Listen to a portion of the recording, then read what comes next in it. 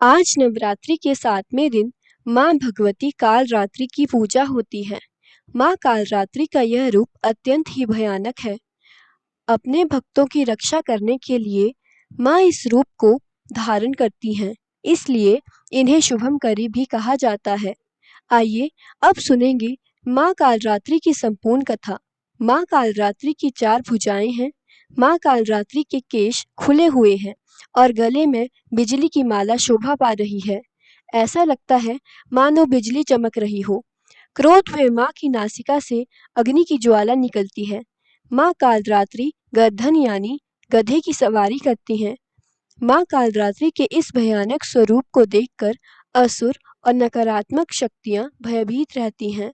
श्री दुर्गा सप्तशती के अनुसार जब महिषासुर, चंड, मुंड और शुंभ निशुंभ जैसे असुरों का आतंक तीनों लोकों में बढ़ गया, तब देवताओं ने माँ भगवती का आवाहन किया। माँ ने भयंकर रूप धारण कर युद्ध भूमि में प्रवेश किया।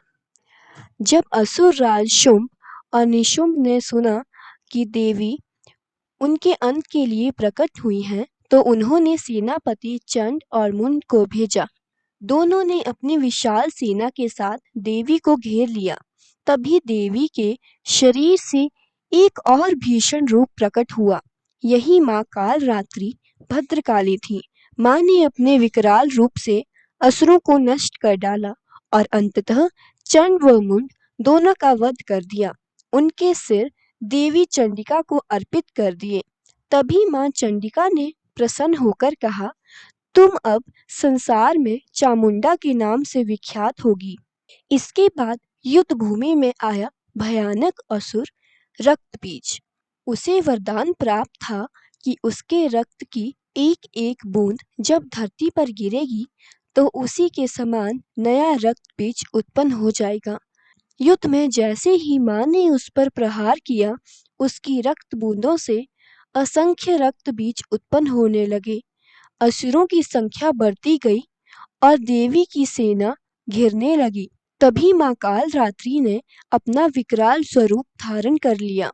उन्होंने रक्तबीज का गला काट दिया, साथ ही अपना मुख फैलाकर उसका सारा रक्त पी लिया, ताकि एक भी बूंद धरती पर ना गिरे। इस प्रकार रक्त बीज के सभी प्रतिरूप समाप्त हो गए और उसका अंत हो गया।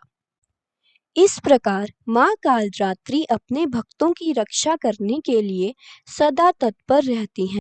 प्रेम से बोलिए माँ कालरात्रि की जय। अगर आपको ये कथा पसंद आई हो तो प्लीज़ लाइक और सब्सक्राइब करें।